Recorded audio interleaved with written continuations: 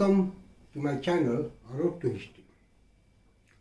आज के इस वीडियो में हम गुप्त साम्राज्य की प्रशासनिक व्यवस्था के बारे में बात करेंगे। गुप्ता एडमिनिस्ट्रेशन पर हम चर्चा करेंगे और हम ये भी देखेंगे कि मौर्य प्रशासन से गुप्त प्रशासन किस तरह से अलग है, उन दोनों में क्या अंतर है। अगर हम सबसे पहले बात करें तो जो मौर्य एडमिनिस्ट्रेशन है, मौर्य प्रशासन, वो कंप्लीट सेंट्रलाइज्ड एडमिनिस्ट्रेशन थी। वहाँ राजा का बहुत ज़्यादा कंट्रोल एडमिनिस्ट्रेटिव सिस्टम पर था। राजा ऑल इन ऑल होता था। लेकिन हम गुप्ता पीरियड में देखते हैं कि एक डिसेंट्रलाइजेशन की शुरुआत होती है और एक डिसेंट्रलाइज्ड फॉर्म ऑफ गवर्नमेंट हमको नजर आता है। यहाँ तक कि अगर हम बाद में देखें तो गुप्त काल के अंतिम समय में भारत में एक नई व्यवस्था शुरू होती है जिसको फ्यूडल सिस्टम कहते हैं या फ्यूडलिज्म, सामंतवाद कहते हैं। ये सामंतवाद का विकास भी केंद्रीय प्रशासन के कमजोर होने को दर्शाता है। तो हम बहुत सारे अंतर देखते हैं जिस पर हम चर्चा करेंगे। मौर्य एडमिनिस्ट्रेशन और गुप्ता एडमिनिस्ट्रेशन में क्या डिफरेंस था।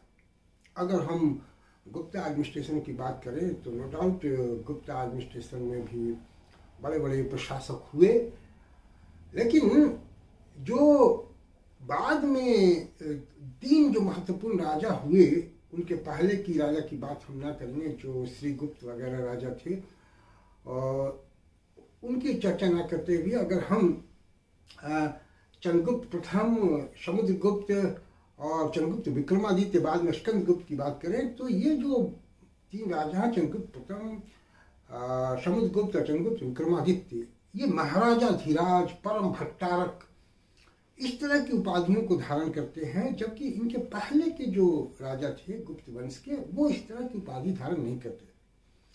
ये टाइटल्स जो है वो दर्शाता है कि अब जो राजा है वो सामंतों का सामंत है। भट्टारक सामंत को कहा जाता था, तो परम भट्टारक मतलब सामंतों का सामंत।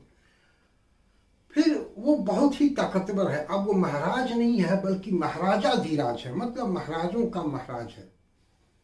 यहाँ तक कि जो कुछ उस समय के कवि थे या जो राजा के बारे में लिखते थे, वो राजा की तुलना यम और कुबेर से किए हैं, अर्थात जो गुप्त सम्राट थे उनकी तुलना देवताओं से की गई है। लेकिन एक बात यहाँ ये समझनी होगी कि ये जो देवताओं से तुलना की गई है, ये राजा के जो डिवाइन पावर कॉन्सेप्ट है, दैवी शक्ति की जो बात है, उसको नहीं दर्शाता है। आम जनता में इस तरह की फीलिंग राजा के प्रति नहीं थी, बल्कि सिर्फ ये जो लेखकगण थे, जो प्रशस्तिकार थे, वो राजा को खुश करने के लिए, राजा की बड़ाई करने के लिए अतिशयोक्तिपूर्ण बातें लिखते हैं और राजा की तुलना देवताओं से करते हैं, यम से करते हैं, कुबेर से करते हैं।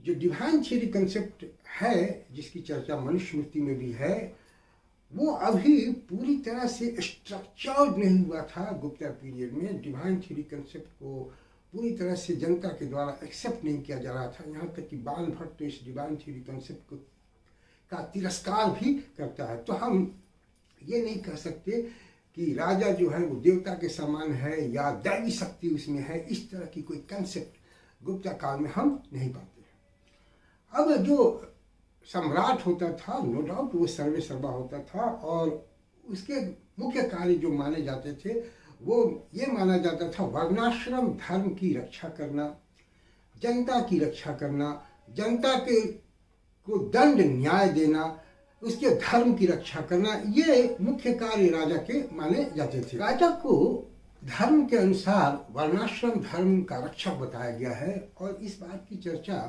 पुराणों में और महाभारत में भी की गई है। यहाँ तक कि यशोवर्मन का एक अभिलेख है 532 एडी का, उसमें भी इस बात की चर्चा की गई है कि राजा जो है वो वर्णाश्रम धर्म की रक्षा करेगा। एक स्थानीय शासक का नाम भी उसमें दिया गया है, अभयदत्त का नाम वर्णित है उस अभिलेख में, जिसमें उसको वर्णाश्रम धर्म का संरक्षक बताया गया है।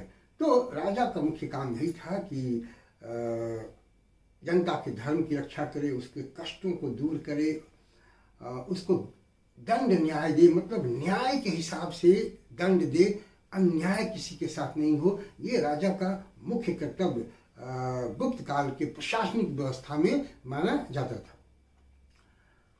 राजा की सहायता के लिए मंत्री परिषद होते थे, अमात्य होते थे, जिनकी चर्चा विभिन्न ग्रंथों में उस समय की गई है और अभिलेखों में इनकी चर्चा की गई है। राज्य कार्य में सहायता देने के लिए मंत्री और अमात्य होते थे। नीतिसार में कामांधक की जो नीतिसार है उसमें अमात्य और मंत्री के बीच का अंतर भी बताया गया है और ये भी बताया गया है कि मंत्रियों का मुख्य कार्य राजा को सलाह देना, एडवाइस देना, मंत्रणा देना था और किसी गूढ़ विषय पर विचार विमर्श करके किसी निर्णय तक पहुंचना था। कामांधक और कालिदास दोनों ही मंत्रिमंडल या मंत्री परिषद की चर्चा करते हैं अपने ग्रंथों में। इससे यह पता चलता है कि मंत्रिमंडल नामक कोई संस्था जरूर रही होगी गुप्त काल में, जो गुप्त सम्राटों को राज्य कार्य को सुचारू ढंग से चलाने में सहायता करती होगी। बाद में भी हम रेनेसांस इसकी चर्चा करता है हर्ष पीरियड में, हर्ष काल में। इससे ये लगता है कि जो व्यवस्था गुप्त काल में शुरू हुई थी वो धीरे धीरे हर्षवर्धन के समय तक भी कंटिन्यू की थी। इतिहासकार पियर गुप्ता ने अमात्यों की तुलना आधुनिक काल के ब्यूरोक्रेसी से की है, जबकि नीतिसार में भी अमात्यों को राज्य अधिकारी बताया गया है। कात्यायन स्मृति के अनुसार, या कात्यायन स्मृति इस बात को सूचित करता है कि मुख्यतः जो अमात्यों की नियुक्ति होती थी वो राजा के द्वारा ब्राह्मण जाति से ही होती थी।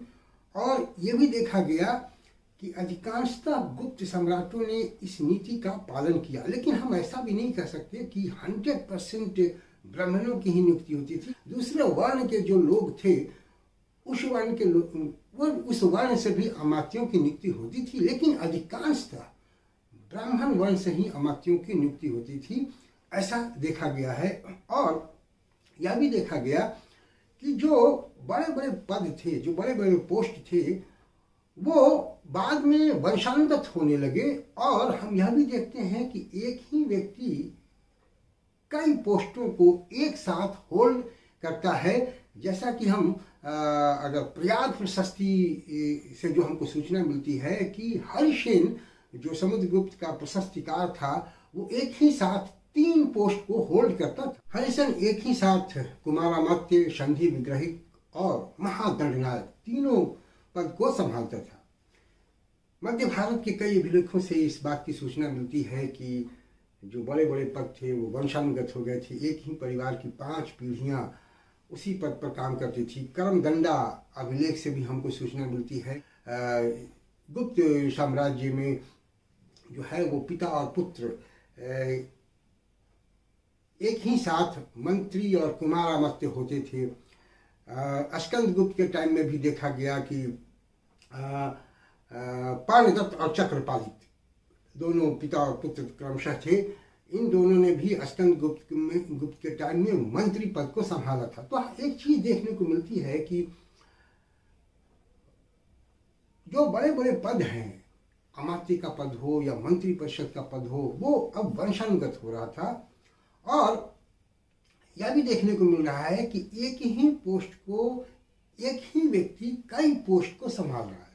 तो यहाँ भी हम देखते हैं कि जो वो मॉडर्न पीरियड में एक इफिशिएंट ब्यूरोक्रेसी थी, लार्ज नंबर ऑफ ब्यूरोक्रेट्स थे जो अलग अलग डिपार्टमेंट को अकेला संभालते थे। हम यहाँ गुप्त काल में ये बात नहीं देखते हैं। और जब एक ही व्यक्ति कई पदों को संभालने लगेगा तो निश्चित है कि जो इफिशियंसी है, एडमिनिस्ट्रेटिव इफिशियंसी, वो कम हो जाएगी। और अगर वंशानुगत भी हो जाए कोई पोस्ट, तो जरूरी नहीं है कि कोई व्यक्ति अगर इफिशियंट है, बहुत अच्छा है काम करने में, तो उसका पुत्र भी उतना एफिशिएंट हो, यह कोई जरूरी नहीं है। तो ये एक तरह से एडमिनिस्ट्रेटिव सिस्टम की इफिशियंसी को हैम्पर करता है। तो मौर्य साम्राज्य और गुप्त साम्राज्य के एडमिनिस्ट्रेटिव सिस्टम में यह भी एक बहुत बड़ा अंतर है जो हमको देखने को मिलता है, जिसने गुप्ता एडमिनिस्ट्रेटिव सिस्टम को धीरे धीरे कमजोर किया और जो एक सेंट्रलाइज फॉर्म या एक सेंट्रल का कंट्रोल होना चाहिए था एडमिनिस्ट्रेशन पर, वो धीरे धीरे डिके करने लगा, वो कम होने लगा। बड़े बड़े पद पर जो लोग थे उनको कैश में वेतन दिया जाता था, ऐसा कुछ इतिहासकारों का मानना है। लेकिन अधिकांश लोग ये मानते हैं कि वेतन के रूप में, सैलरी के रूप में भूमि अनुदान दे दी जाती थी और उस भूमि से जो आय प्राप्त होती थी वही वेतन के रूप में लोग लेते थे। ये लैंड ग्रांट का जो सिस्टम है ये सातवाहन पीरियड में शुरू हुआ था। सातवाहन पीरियड में अश्वमेध यज्ञ करवाने वाले जो ब्राह्मण थे उनको सातवाहन राजाओं ने लैंड ग्रांट दिया था। लेकिन वो जो लैंड ग्रांट है वो एक तरह से रेवेन्यू ग्रांट था, वो लैंड ग्रांट नहीं था। उस जमीन से जो राजस्व प्राप्त होता था उसका उपभोग जो है वो ब्राह्मण करता था, लेकिन उसकी मृत्यु के बाद वो जमीन जो है वो फिर राजा को मिल जाती थी। लेकिन हम देखते हैं कि गुप्त काल में large number of land grant होने लगे। गांव के गांव, हजारों गांव लैंड ग्रांट दिए जाने लगे और सिर्फ वो एक रेवेन्यू ग्रांट नहीं था बल्कि वहाँ का जो एडमिनिस्ट्रेटिव सिस्टम था वो भी ग्रांट में दे दिया गया।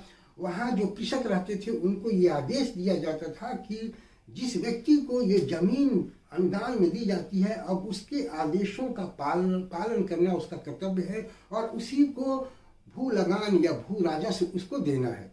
यहाँ तक कि वहाँ जो माइंस अगर है तो उस माइनिंग को भी एक्सप्लॉइट करने का अधिकार डेलीगेट कर दिया गया, उस व्यक्ति को दे दिया गया जिसको कि भूमि अनुदान दी जाती थी। तो ये जो प्रथा शुरू हुई इससे दो बातें हुई। एक तो राजा की शक्ति धीरे धीरे कमजोर होने लगी और सामंतवाद का विकास हुआ, फ्यूडल सिस्टम का विकास हुआ, जो कि हम बाद में देखते हैं कि मौर्य गुप्त साम्राज्य के पतन के लिए यह व्यवस्था भी एक तरह से उत्तरदायी रहा। एक हम ये चीज देखते हैं जो कि मौर्य पीरियड के एडमिनिस्ट्रेटिव सिस्टम में और गुप्त काल के एडमिनिस्ट्रेटिव सिस्टम में एक बहुत बड़ा अंतर है। फिर जहाँ तक सेंट्रलाइजेशन की बात मैंने की थी, तो जिस तरह से मौर्य पीरियड में हम देखते हैं कि जितने भी क्षेत्र पर मौर्य साम्राज्य जितने भी क्षेत्र में विस्तृत था या फैला हुआ था वहाँ डायरेक्ट राजा का कंट्रोल होता था और वहाँ जो प्रोविंस में भी जो गवर्नर अपॉइंट होते थे वो या तो कोई राजकुमार अपॉइंट होता था या कोई राजकुल का व्यक्ति होता था, वही अपॉइंट होता था और उस पर भी राजा का, सम्राट का कंट्रोल होता था। लेकिन जैसा कि हम गुप्त काल में देखते हैं, खास करके समुद्रगुप्त के टाइम में, कि वह विभिन्न जो रिपब्लिक को जीतता है या विभिन्न क्षेत्रों को जीतता है तो बाद में उन क्षेत्रों पर वो डायरेक्ट कंट्रोल नहीं करता है, वो जीत के फिर उनको छोड़ देता है और उनके इंटरनल मामले में इंटरफेयर नहीं करता है, बल्कि वहाँ जो पहले शासक थे वही वहाँ का शासन चलाते हैं। सिर्फ सालाना कुछ नजराना राजा को दे दिया जाता है और एक सिंबॉलिकली राजा की अधीनता वो मानते थे। तो ये जो व्यवस्था थी यह भी इस बात को दर्शाती है कि एक डिसेंट्रलाइज्ड एडमिनिस्ट्रेटिव सिस्टम जो है वो गुप्ता पीरियड में डेवलप हुई थी, जैसा कि मौर्य काल में नहीं था। मौर्य काल में कंप्लीट सेंट्रलाइजेशन को हम देखते हैं, तो ये भी एक अंतर है। तो इस तरह से जो सेंट्रल लेवल पर एडमिनिस्ट्रेटिव सिस्टम है वो इस तरह की सिस्टम डेवलप हुई थी गुप्त काल में। फिर लोअर लेवल पर भी एडमिनिस्ट्रेटिव सिस्टम के बारे में चर्चा हुई है कि किस तरह से लोअर लेवल पर एडमिनिस्ट्रेशन चलाया जाता था। सम्राट द्वारा जो क्षेत्र शासित होता था उसको अभिलेखों में देश कहा गया है। जूनागढ़ अभिलेख में सौराष्ट्र को एक देश कहा गया है और इस बात की चर्चा की गई है कि देश का जो मुख्य प्रशासक होता था वो गोपना होता था। और जूनागढ़ अभिलेख में ही हम ये पाते हैं कि चंद्रगुप्त जो राजा थे वो पर्णदत्त को गोपना के पद पर सौराष्ट्र में नियुक्त करते थे। तो गोपना जो है वो मुख्य पदाधिकारी था देश का। देश के नीचे जो एडमिनिस्ट्रेटिव यूनिट थी, इकाई थी, वो भुक्ति थी और भुक्ति का जो प्रमुख पदाधिकारी होता था, एडमिनिस्ट्रेटर होता था, उसको हम ऊपरी कहते हैं। भुक्ति के नीचे जो प्रशासनिक इकाई थी उसको विषय कहा जाता था। जो कुमार गुप्त का मंदसौर अभिलेख है उसमें लाट का वर्णन एक विषय के रूप में किया गया है। ठीक इसी तरह से एरन तोरमान के समय का जो अभिलेख है एरन, उसमें एरिनिक नामक विषय का वर्णन किया गया है और विषय का जो मुख्य पदाधिकारी होता था उसे विषयपति कहा जाता था। दीक्षित महोदय का कहना है कि विषयपति की नियुक्ति सम्राट स्वयं करता था और विषयपति की सहायता करने के लिए एक विषय परिषद होती थी। विषय परिषद के 4 मुख्य सदस्य होते थे जो सलाह मंत्रणा करते थे। ये प्रमुख सदस्य थे नगर श्रेष्ठी, सार्थवाहा, प्रथम कुलिप और प्रथम कायस्थ। ये चारों मिलकर विषयपति की सहायता विषय के प्रशासनिक व्यवस्था को चलाने में करते थे। इसके नीचे की जो इकाई थी वो गांवों की समूह थी जिसको पेठ कहा जाता था। कई गांवों को मिलाकर एक समूह बनाया जाता था जिसको पेठ कहा जाता था। वो विषय के नीचे एक प्रशासनिक यूनिट के रूप में आता था। खोह अभिलेख में भी इस बात की चर्चा हुई है जिसमें ओपनी नामक एक गांव को मणिनाग पेठ के अंतर्गत बताया गया है। अर्थात कहने का मतलब ये हुआ कि पेठ की चर्चा हमें अभिलेखों में भी मिलती है। तो वो विषय के नीचे की प्रशासनिक इकाई थी और जो सबसे छोटी प्रशासनिक इकाई थी वो ग्राम थी जिसका प्रधान ग्रामिक होता था। ग्रामिक ग्राम जनपद और ग्राम परिषद की सहायता से गांव के प्रशासनिक व्यवस्था को देखता था और गांव में सुव्यवस्था कायम रखता था। तो ये सबसे छोटी इकाई थी। तो इस तरह से ऊपर से लेकर नीचे तक हम देखते हैं कि कई यूनिट्स में प्रशासनिक इकाइयां बढ़ी हुई है। लेकिन अगर हम इसको मौर्यन साम्राज्य से तुलना करेंगे तो जिस तरह से मौर्यन साम्राज्य में एक ऑर्गेनाइज्ड फॉर्म था, एक स्ट्रक्चर्ड एडमिनिस्ट्रेटिव सिस्टम था, उस तरह के एडमिनिस्ट्रेटिव सिस्टम हम गुप्ता पीरियड में नहीं देखते हैं। उस तरह की कंट्रोल, जो राजा का कंट्रोल होता था, वो हम नहीं देखते हैं। यहाँ तक कि हम मौर्यन पीरियड में अर्बन एडमिनिस्ट्रेशन के बारे में भी पढ़ते हैं जिसकी चर्चा कौटिल्य ने भी की है और मेगास्थनीज ने इंडिका में भी की है, पाटलिपुत्र के एडमिनिस्ट्रेशन के बारे में। इस तरह के किसी अर्बन एडमिनिस्ट्रेशन की बात हम नहीं करते हैं, शायद इसलिए कि धीरे धीरे जो फ्यूडलिज्म की शुरुआत हुई गुप्ता पीरियड में, तो फ्यूडलिज्म की शुरुआत जब हुई तो एक अर्बन सेंटर का डिक्लाइन होने लगा, ट्रेड का डिक्लाइन होने लगा। जो हम जब गुप्ता इकोनॉमी को ठीक से पढ़ेंगे तो उसमें हमको इसकी चर्चा मिलती है कि धीरे धीरे ट्रेड डिक्लाइन होने लगा था, अर्बन सेंटर भी डिक्लाइन होने लगा था। कुछ जो विदेशी यात्री थे, वो जो पाटलिपुत्रा पहले मॉडर्न पीरियड में कॉस्मोपॉलिटन सिटी थी, उसके बारे में वो चर्चा करते हैं कि वो एक विलेज के रूप में परिवर्तित हो गया था। तो मैं भी इस वजह से किसी एडमिनिस्ट्रेटिव सिस्टम की चर्चा गुप्ता पीरियड में हम नहीं देखते हैं। तो ये भी एक बेसिक अंतर है मौर्यन साम्राज्य की प्रशासनिक व्यवस्था में और गुप्त साम्राज्य के प्रशासनिक व्यवस्था में। अब इस प्रशासन को चलाने के लिए अर्थव्यवस्था की भी जरूरत थी। जो एक आमदनी का स्रोत क्या होगा जिससे इस प्रशासनिक व्यवस्था को चलाया जाएगा, तो इस बारे में अगर हम देखें तो कई प्रकार के कर, टैक्स गुप्त काल में लिए जाते थे। पहला जो सबसे इम्पोर्टेंट टैक्स था वो भाग था, जो उपज का 6ठा हिस्सा होता था जो किसान राजा को देते थे। हालांकि बाद में ये देखा गया कि जब ये सामंतवाद की शुरुआत हुई, भूमि अनुदान दे दिया गया हजारों हजार गांव को, तो जो सामंत थे वही ये टैक्स लेने लगे और राजा की आर्थिक स्थिति धीरे धीरे खराब होने लगी। हम यहाँ तक देखते हैं कि बाद में जो सामंत हैं वो अपनी सेना रखने लगे और राजा को जब सेना की जरूरत पड़ती थी तो वो सामंतों पर आश्रित होता था सेना के लिए। तो ये दर्शाता है कि किस तरह से राजा धीरे धीरे कमजोर हो रहा है और सामंत ताकतवर हो रहे हैं। और नेचुरल है, जब हजारों हजार गांव आप दान में दे दिए, जो वहाँ का एडमिनिस्ट्रेटिव सिस्टम भी दान में दे दिए, वहाँ के माइंस को एक्सप्लॉइट करने का पावर भी आप अनुदान में दे दिए, तो जो इकोनॉमिक रिसोर्स है वो राजा की कम होती गई। और जब इकोनॉमिक रिसोर्स कम हो गई तो वो एक बड़ी सेना रखने में समर्थ नहीं रहा होगा, इसीलिए सामंतों की सेना पर उसे आश्रित रहना पड़ा होगा। तो ये भी एक हम अंतर पाते हैं मौर्यन साम्राज्य के प्रशासनिक व्यवस्था में और गुप्त काल के प्रशासनिक व्यवस्था में।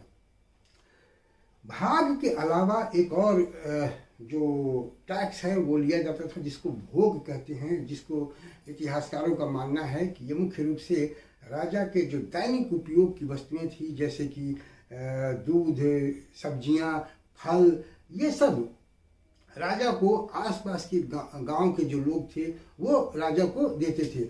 या जब राजा कहीं युद्ध पर जाता था या कहीं भी भ्रमण पर जाता था, तो जिस भी क्षेत्र में उसका शिविर लगता था, तो वहाँ के आसपास के जो गांव के लोग थे वो इसको देते थे। राजा इनका उपभोग करता था, इसीलिए शायद इस टैक्स को भोग नाम दिया गया है। एक और टैक्स उद्रण की चर्चा की है कुछ लोगों ने, लेकिन पीएल गुप्ता इसको भोग का ही पर्यायवाची मानते हैं। कृषक जो है वो हिरण्य अर्थात नगद अपना लगान दे सकते थे, या मेय अर्थात अनाज के रूप में। तो ये दो तरह से देने की व्यवस्था थी। या तो आप नगद देंगे तो उसको हिरण्य कहा जाता था, और अगर आप अनाज के रूप में लगान देंगे, टैक्स देंगे, तो उसको मेय कहा जाता था। तो इस तरह से लगान की भी व्यवस्था की गई थी, जिससे कि जो राजा के प्रशासनिक खर्च है उसको निकाला जा सके। तो इस तरह से हम देखते हैं कि नो डाउट गुप्त काल में जो है एक फिर से मौर्यन पीरियड के बाद साम्राज्य का यूनिफिकेशन हुआ, लेकिन जिस तरह से सेंट्रलाइज एडमिनिस्ट्रेटिव सिस्टम हम मौर्यन पीरियड में देखते हैं, उस तरह का हम सेंट्रलाइजेशन गुप्त काल में नहीं देखते हैं। एक डिसेंट्रलाइजेशन की प्रवृत्ति यहाँ शुरू होती है, और जो एक लार्ज नंबर ऑफ ब्यूरोक्रेसी, एक ऑर्गेनाइज्ड ब्यूरोक्रेसी हम देखते हैं। हर काम के लिए, हर डिपार्टमेंट के लिए एक ब्यूरोक्रेट, एक ऑफिशियल होता था मौर्य पीरियड में। अब हम देखते हैं कि एक ही व्यक्ति कई पोस्ट को संभाल रहा था। तो ये सब हम अंतर पाते हैं मौर्य काल के और गुप्त काल के प्रशासनिक व्यवस्था में। तो अगर हम प्रशासन की बात करें तो हम कह सकते हैं कि मौर्यन एडमिनिस्ट्रेशन जो है वो कंप्लीट सेंट्रलाइज एडमिनिस्ट्रेशन का उदाहरण है, और गुप्त एडमिनिस्ट्रेशन है जो है वो एक डिसेंट्रलाइजेशन का उदाहरण हमारे सामने प्रस्तुत करता है। तो गुप्त प्रशासन में आज इतना ही। उम्मीद है आपको अच्छा लगेगा। अच्छा लगे तो आप खुद भी देखें, अपने दोस्तों को भी सजेस्ट करें, और मेरे जो अन्य वीडियो हैं उनका लिंक डिस्क्रिप्शन में दिया हुआ है, अगर आप चाहें तो उसे भी देखें, और मेरे चैनल को सब्सक्राइब करें। Thank you for watching me. See you again with a new topic.